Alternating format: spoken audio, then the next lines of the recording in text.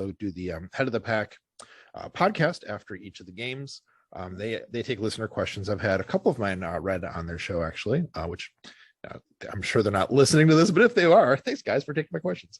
But suffice to say, yeah, I mean, I'm almost as much a fan of the Twitter community as I am of the Packers. It's just a throw neck and neck for me. So, yep, huge fan.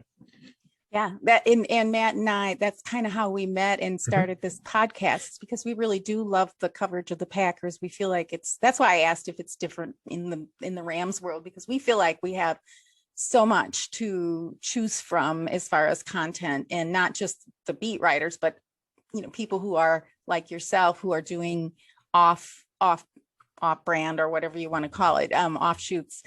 So not off brand, not off brand, and I was listening to the Matt Snyderman and Hoover this week, and I heard them take your question, Matt, I think I did one this week. That's right. Yesterday. Yeah. So it's funny you said that. I think I would agree. Schneiderman's probably my favorite, but that it's hard to pick. Really. Oh yeah. Yeah. It's so really, yeah. So, and I like about the community that I feel welcome, and I don't feel judged. I don't know a ton about football. I'm always trying to learn, but it's also great to socialize virtually on Twitter. So, and our podcast hits YouTube and Facebook. We have quite a few Facebook followers too for Hey We Like Your Pod. So we're fairly new. We're very new podcast. So I feel very welcome, and people seem to be pretty open-minded. So tonight we're looking on our phones here at the Thursday night football game, and the Vikings are 23, the Steelers 0. So the Steelers are having a rough night. I haven't really watched much of the game, but so we're, as of tonight, entering into week 14 of the NFL, which is crazy. It means we're 3/4 of the way done. Oh, that's kind of sad. But the Packers remain second, and the Rams are 5th in the NFC, and the Packers remain second, and the Rams are 8th in the league overall so far as of now. So the central theme of HeyWLYP, which is Hey We Like Your Pod, is our super superlatives. So before we sign off, Preston, we're going to share some superlatives. Did you bring any for us tonight? I don't think so. Okay. That is okay. It's been a busy week. So no pressure. And Maddie, how about you? Yeah, I have some. We're going to ask a question to Preston though before I get into those. I was curious about. So Dawn was talking about all of the, Packers content that's out there, from the beat writers to the, the Aaron Naglers, the, all the people on down. And so it's an embarrassment of riches for Packers fans. It's crazy. Like as much as I try to consume like everything, like that's impossible because there's so much stuff out there. So many great podcasts. Is it like that for the Rams? Do you have a sense of that, Preston? I don't think it's to that degree, right? I think the Packers are a very unique organization anyway, and the fan base is very unique because they're everywhere. Like I was in Leavenworth, Kansas a few weeks ago with my wife, and I had on my Rodgers jersey, and it was like, go Pack, go Pack, go Pack. It's like this is Chiefs country, right? So it's different. I think there's one team that's probably close to the Packers, and that's probably Dallas. Yep. They have a lot of content, and I mean a lot of money over there too. So, it's a big state, a lot of people. Right. But no, with the Rams, great fan base. They're a really good fan base. I hate that they left St. Louis just because I live here and I would like to watch football live.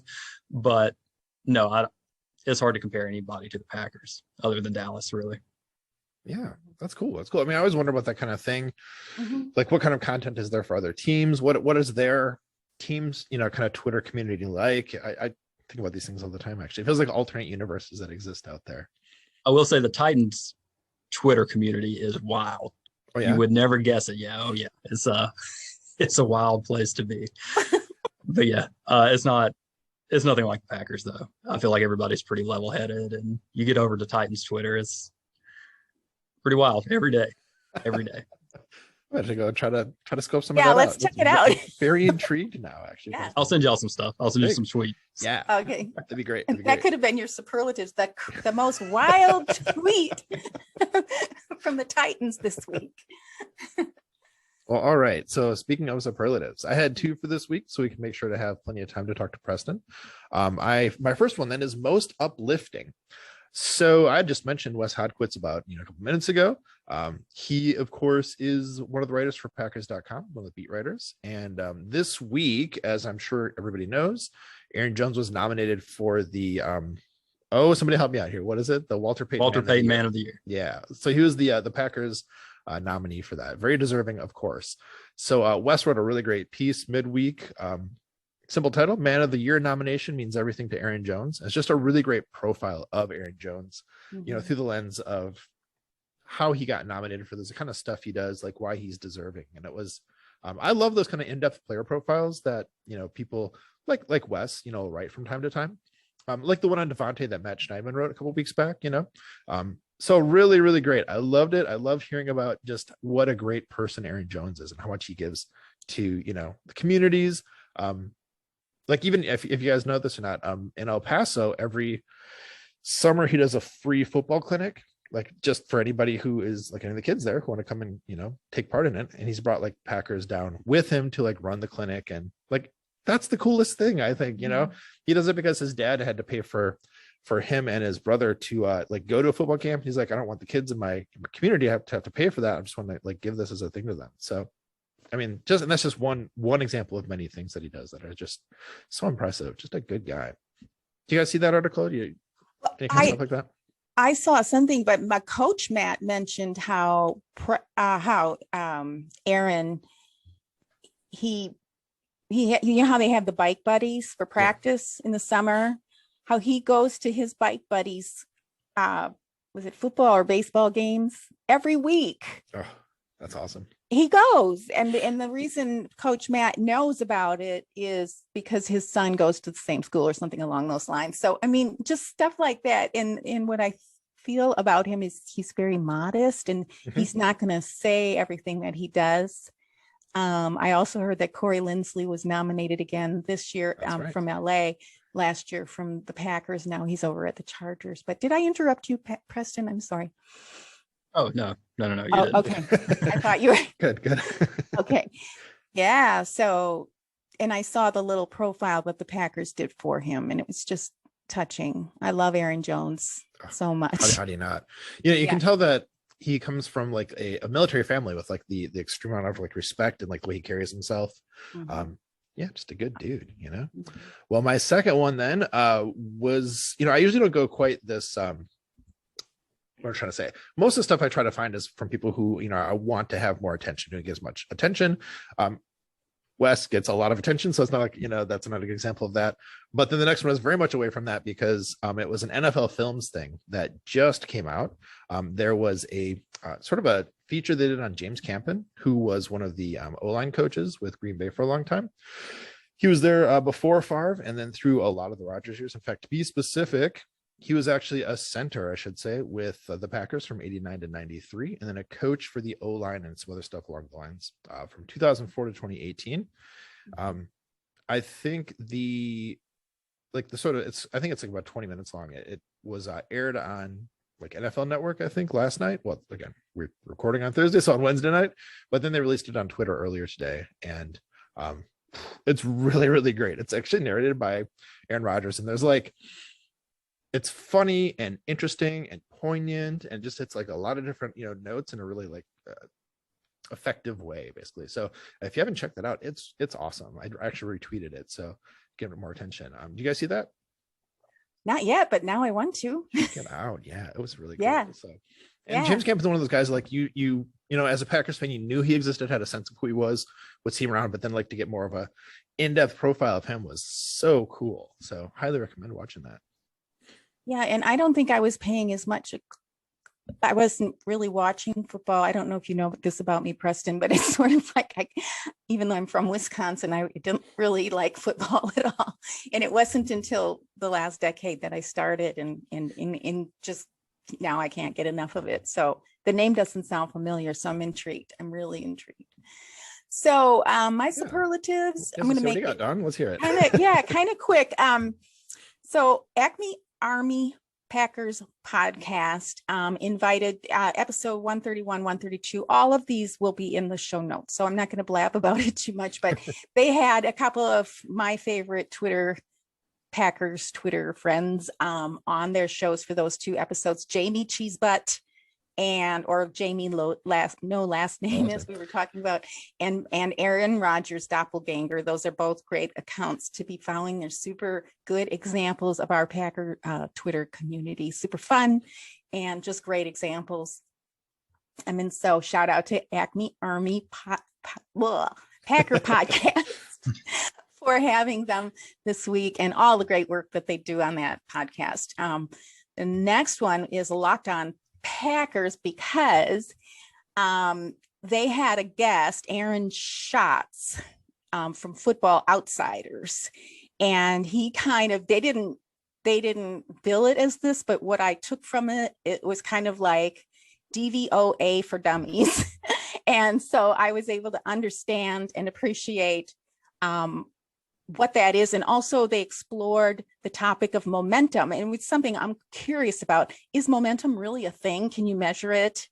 So I'm not going to go into any detail because it would take me forever, and I probably would really not do a great job of it. But if you want to know a little bit about DVOA, where the Packers might stand on that, and momentum, from Aaron Schatz, he was Peter's guest. And he's from Football Outsiders. Again, that was on Locked On Packers. So we'll have, and I think he has Expert Tuesdays. So I think it was Tuesday that he did that. So, and then my third one is from PackersNews.com. And this is Pete Doherty, who wrote a review of the Rams and the Packers map to the Super Bowl, which is why I was asking you how you felt about it. So I'm going to see if I can narrow it down a little bit more, Preston. Pete wrote a column for the Green Bay Press Gazette, which also appears on that website, about what the Rams are doing and how the league is watching very closely,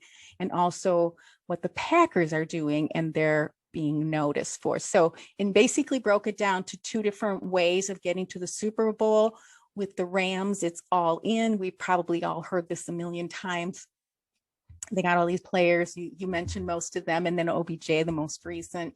And then for the Packers, The Last Dance, which is probably a little annoying at this point because everybody's still repeating it. But it is kind of 2 different methodologies. And the way I heard about this article, I wouldn't have heard about it, but it was actually our beloved Wayne Larrivee that mentioned this. So what he says goes. So that's another link we'll be adding to the show notes. But Preston, so did you have? So you mentioned that you kind of had the expectation that the Rams might win that last game. Did I get that right? Or where were you? I thought so, just because of how banged up the offensive line was. Yeah. But I was also surprised that they were underdogs, and I wasn't surprised that they won the game. So it's really hard to be subjective when you're a fan of a team. So I try my best to step back and look at everything, and just the offensive line being banged up, going up against that defensive line and the players that they have, because they use Ramsey a lot too. They move him all over the field. Right. He's a great run stopper too. I mean, he's pretty much in a linebacker's body playing corner. So yeah, I was a little surprised that the Packers beat them the way they beat them, if that makes sense. Yeah, I think a lot of people took notice of that. So let's see, from on a 1 to 10 scale, let's do it this way. On a 1 to 10 scale, the possibility of no possibility, 10 being most likely. Let's put it that way, 0 to 10. Did I say 1 to 10? Whatever. 0 to 10 scale of the Rams and the Packers meeting again in the playoffs this year. We'll go with an 8. I think it really depends on other teams, obviously, and how that plays out. And I think that starts, like I said, Monday night against the Cardinals. So we will see.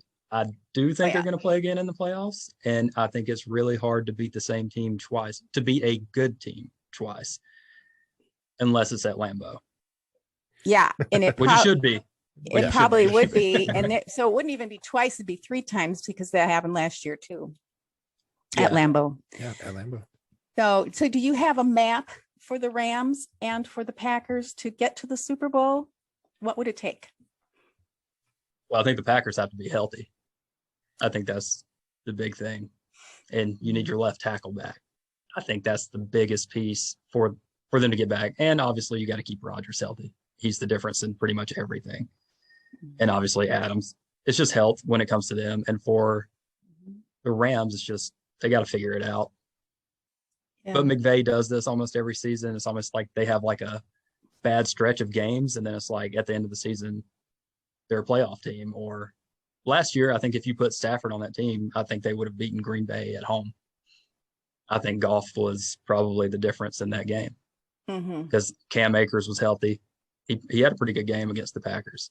And I think Stafford is probably the difference this season. But if they can't figure out what's going on or why they're playing this way, then they've got some defensive issues in the secondary outside of Ramsey. And that kind of plays into the Packers' hands. So, right. Yeah, I might have to change my Super Bowl pick. But I'm going to hold off on it right now. Well, for as good as Stafford is, it seems like like you said, they have to figure it out. It's like he has to figure it out. Like he could be much better than he's playing right now. He is much better than he's been playing, I think. He looked really good until the last few games. Yeah. Out here. Yeah. He really did. I was getting a little nervous. I was like, this is going to be a really good team. Yeah. I mean, they have more of a I always think about intangibles too, because they have more of a presence, I feel like, than the Cardinals, even though the Cardinals record is much better and they're playing better. So, and one last quickie thing, Preston, is that lawsuit about the relocation from St. Louis to LA, is that finally done? That was settled a couple days ago, wasn't it? It was. St. Louis caved. It's pretty much what it came down to. I think they settled for, caved, right? 750 million or something, but right. Yeah, it should have been way more. And some other things should have happened, but St. Louis gave in. Yeah, my understanding that it would be over $1 billion. And but my understanding is that like $500,000 goes back to St. Louis. I think 200 some thousand goes to just the cost of putting on this trial. Yeah, the NFL is because it was against the NFL. Yeah, right? It was. Yeah. I mean, we knew here that nothing was going to come of this other than maybe a settlement, which it happened fairly quickly if you think about it. Yeah, and it's like, why'd you cave so quickly? But it's the NFL. They have a lot of power when it comes to that. So. Yeah, you wonder about little other things that are being done. I am such a cynic. I won't say it. So do you think that'll help people move on? At least that's not looming over. It's like, okay, it's done. We might get an expansion to, something. I think most people are now Chiefs fans or Titans fans here because those are the closest teams. And then the Blues won not the World Cup, Jesus. The Stanley Cup in 2019. So I think once they won that, it was kind of like we've forgotten about the Rams. So that was kind of hockey's the savior here now. Other than baseball, obviously the Cardinals are here, but yeah, hockey's kind of the savior. Gotcha. Well, I hope any last thoughts, Matt, from you? I guess if we had more time, it would have been cool to talk about some responses to the things that were your superlatives that were so good, Dawn. But of course we do need to bring it home here. So just to say, I loved your superlatives. Chef's kiss. They're amazing. Really good. Oh, thank you. Well, we can tweet about them. That's right. So, and I do hope everyone is as psyched as we are for Sunday Night Football this week. And before we go, we want to make sure, because we know you're going to be wanting to follow Preston Odinson, and it's at Preston Odinson on Twitter. So it's PrestonOdinson. We've got a beat to it. And then also, and he writes for, he's a Rams featured contributor for at Downtown Rams, which is in his profile. So you want to be following him and and what he's doing, because I'm sure it'll be interesting. A Rams writer, a Packers fan, and an all around, like, you've touched every state of it, probably beyond with your military career. Been all over the place. I got a personal question. How tall are you? Me? Yeah. I'm 6'3". Okay. You know why I ask you that? What? Because your profile picture with you and your wife, she looks so little. It's Yeah, she's 5'2". okay. There you go. So- Yeah. She'll say And then- 5'3", but she's 5'2". Well, yeah. And then you said you play basketball. So I was like, oh, okay. Okay. So I hope you don't mind me asking that. All right. So you can follow me on Twitter and YouTube and Facebook and Instagram, Dawn Dacquisto, DAWN, DACQUISTO. And of course, our podcast is in the same places. Hey, we like your pod at HeyWLYP, HeyWLYP. So, Preston, thank you again for joining us. It is so nice to see you face to face and to get to know you a bit better. I hope we can stay in touch and you come back again another time. And we love what you bring to the Packer community and loved hearing about your stock offer there. That was so lovely. And Maddie, any last thoughts, and where can people find you on the socials? I just want to say, like, huge thanks, Preston. Really enjoyed talking to you tonight. You're a good dude, man. And where they can find me, just I'm Matt Trombone, mostly just Twitter. That's 3 T's in the middle. And friends, please subscribe, rate, and share Hey We Like Your Pod wherever you listen. It helps us grow our audience and keep doing what we do. Yes, it really does. And we appreciate you all joining us here. We're both so glad to know you. We're all 3 so glad to know you, excuse me, to be fans of you and to have the luxury of being fans of the most storied team in the NFL. We appreciate your support, subscriptions, and sharing our pod. And we look forward to seeing you next week on Hey, we like your pod. Happy Bears Week, everyone. Thanks again, Preston. It's been so nice to chat with you. And thank you, Maddie, as always. I can't believe there's only 5 games left. Thanks for having me, guys. Yeah, thanks again.